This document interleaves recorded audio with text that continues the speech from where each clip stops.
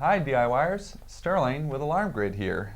Today we're going to show you how to program a 5800 PIR motion detector to our Lynx Touch L5200 system. While the 5800 PIR-RES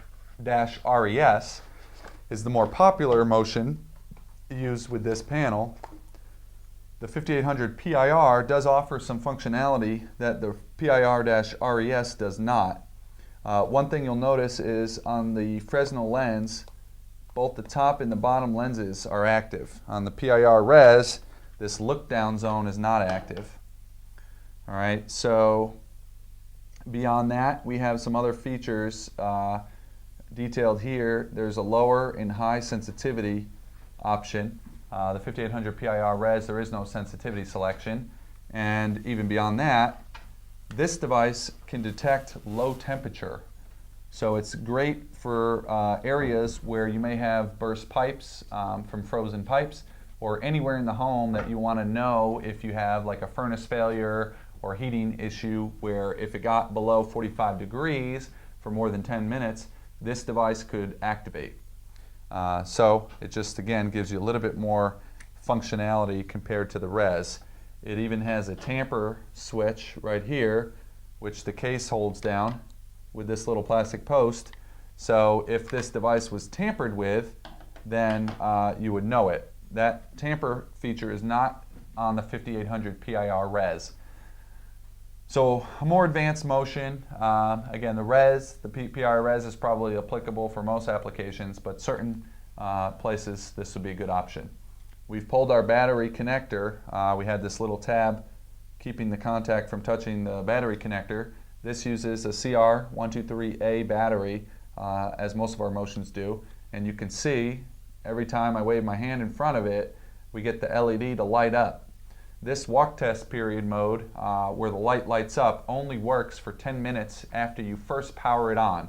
So if you pop the battery out and put it back in, the timer would start again. You have 10 minutes to temporarily mount this and walk throughout the room and make sure that we're activating the device in every area of the room to make sure that our mounting position is good. Once we know the position is good and the 10-minute period goes away, this will not light up red anymore, but we know that it's worked because we tested it.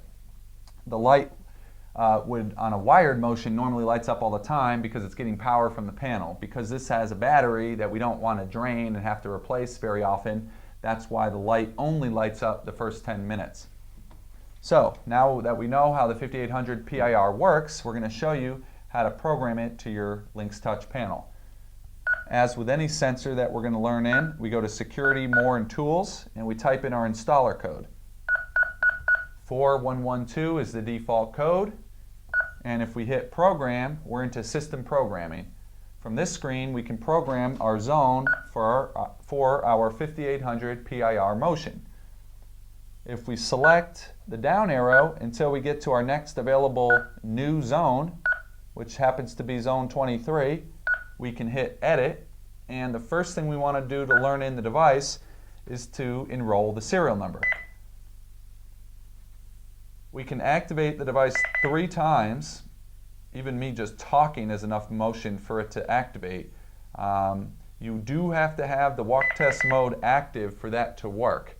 All right? If this light is not lighting up, then faulting that device would not work because of the battery saver mode. When this walk test period is over and the light's not lighting up anymore, the very first time you fault this device, wave your hand in front of it, walk in front of it, it goes to sleep, and it would be 3 minutes until it's woken back up. So that would take a long time to auto-enroll this sensor. You'd be waiting for 9 minutes to be able to fault it 3 times. Because we happen to be in our walk test mode, I was able to fault it 3 times, and it learned it in loop number 1, which happens to be our low sensitivity, which is 80-pound pet immunity. So if we had an animal in the home, we get our our pet immunity, which is our low sensitivity. You don't want to change your sensitivity by just hitting the loop. There's actually a detailed process of changing the loop and the sensitivity by using a flashlight and aiming it at the sensor. We'll show you that in a different video. We're going to show you just our standard normal programming here. Next thing we select is device type, and it is a motion sensor. So very obviously that's the one you would select. and we have a response type by default of interior follower. When you do interior follower, what you're telling the system is this sensor should be ignored when armed to stay mode. If you're in the house, you don't want to set off the alarm when you walk in front of the motion. That's what interior means. It's in arm away mode, the sensor's active. In arm stay mode, the sensor's deactive. Same thing with interior with delay, they would both operate the same way. So the difference between the two interior types, follower or with delay, is how the device will act in terms of having a delay period. If you do interior with delay, anytime you activate this device, you would have your entry delay time, 30 seconds by default, to get to the system and disarm before the full alarm goes off. If you do interior follower, what you're saying is the sensor should be an instant alarm unless a delay door is activated first, in which case it could be the end user coming into the home. If they come through their front door on delay and have to pass through their living room motion on the way to the keypad, the motion programmatically would know to follow the delay of the entry door. And so interior follower is the best selection because it's most secure. If they come through the wall or the roof or somehow get into the house without activating any sensor, it's an instant alarm. If you are coming home and you're entering your delay door, it follows the delay. If this device was looking directly at the entry door so that the door opening would activate it, it doesn't have time to follow the delay, and therefore you would need to select interior with delay so that the opening of the door only activates the delay, the door and the motion are both delayed, and you would have time to get to the keypad and turn it off. So in this case, that's what we're doing. This is going to be our foyer motion looking directly at our front door, and because our front door is activating this device, we have to make it interior with delay. We're sacrificing that 30-second security, knowing that if a criminal breaks in, they are going to have 30 seconds before this goes off, but because we enter that door and the door opening would trigger the device every time, we need the delay. We want to name it foyer so that anyone that comes in the house and activates it knows what's going on. And if we type FOY, we can lock in our selection of foyer motion. The final questions are alarm report. We want that yes. That means if there's an alarm, it will send through to the central station. Then we have chime. It's set to disabled, which means that faulting of this device won't activate anything on the panel here. And then supervision, we want supervised. Supervised means that the panel will look for this device, and every 12 hours it will check and say serial number 0805993, are you there?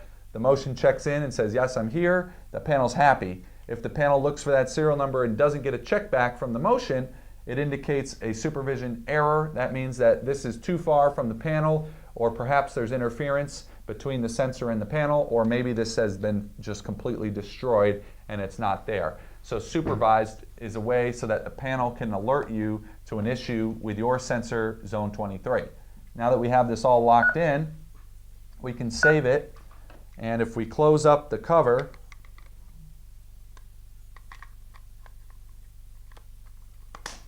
we can come back out to the home screen and verify that it's working.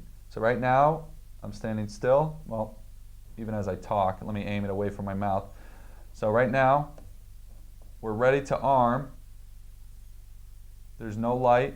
It's not picking up motion. As soon as I wave my hand, we get not ready to arm away, and we get the fault. I bring my arm back down, the fault goes away. I bring it back up, the fault pops back up. So we're still in the walk test mode. That's why every fault of this device is registering to the panel.